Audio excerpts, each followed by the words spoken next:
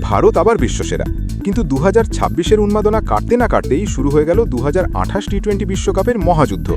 ভাবছেন মাঠের লড়াই? একদমই না। লড়াইটা শুরু হয়েছে মাঠের দখল নিয়ে। ঐতিহাসিক এমসিজি বনাম আধুনিক অ্যাডিলেড ওভাল, কে হারাবে কাকে?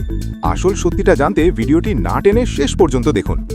2026 বিশ্বকাপে নিউজিল্যান্ডকে হারিয়ে ভারত যখন ট্রফি উদযাপনে ব্যস্ত, ঠিক তখনই অস্ট্রেলিয়ার অন্দরমহলে শুরু হয়েছে এক বিশাল ঠান্ডা লড়াই। 2028 টি-20 বিশ্বকাপের যুগ্ম আয়োজক অস্ট্রেলিয়া এবং নিউজিল্যান্ড। কিন্তু ফাইনাল ম্যাচটা কোথায় হবে?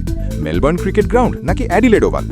দীর্ঘদিন ধরে অস্ট্রেলিয়ার যে কোনো বড় টুর্নামেন্টের ফাইনাল মানেই ছিল এমসিজি। কিন্তু এবার দৃশ্যপট বদলে দিচ্ছে দক্ষিণ অস্ট্রেলিয়া সরকার। তারা কোমর বেঁধে নেমেছে ফাইনাল ম্যাচটি অ্যাডিলেড ওভালে ছিনিয়ে নিতে। আর এর পেছনে সবচেয়ে বড় কারণটা কি জানেন? ক্রিকেট বা গ্যালারি ভর্তি দর্শক নয়, এর আসল কারণ হলো অস্ট্রেলিয়ার খামখেয়ালি আবহাওয়া। কিন্তু দাঁড়ান, আপনি যদি ভাবেন এমসিজির মতো ঐতিহ্যবাহী মাঠকে হারানো এতই সহজ, তবে এই পরিসংখ্যানটা একবার দেখুন। আইসিসির যে কোনো বড় ইভেন্টের ফাইনাল মানেই মেলবোর্নের সেই বিশাল গ্যালারি। কিন্তু ইতিহাস বলছে অন্য কথা। 2022 বিশ্বকাপে এই মেলবোর্নেই বৃষ্টির কারণে আফগানিস্তান, আয়ারল্যান্ড এবং ইংল্যান্ড অস্ট্রেলিয়ার মতো হাই ভোল্টেজ ম্যাচ ভেস্তে গিয়েছিল। আর ঠিক এখানেই অ্যাডিলেড ওভাল টেক্কা দিচ্ছে মেলবোর্নকে।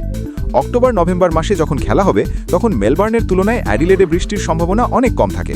আইসিসি কি চাইবে কোটি কোটি টাকার ফাইনাল ম্যাচ বৃষ্টির পেটে চলে যাক? কখনো নয়।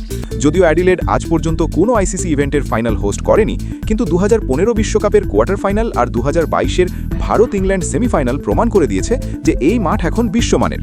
ঐতিহ্য নাকি আবহাওয়া, শেষ পর্যন্ত জয় হবে কার?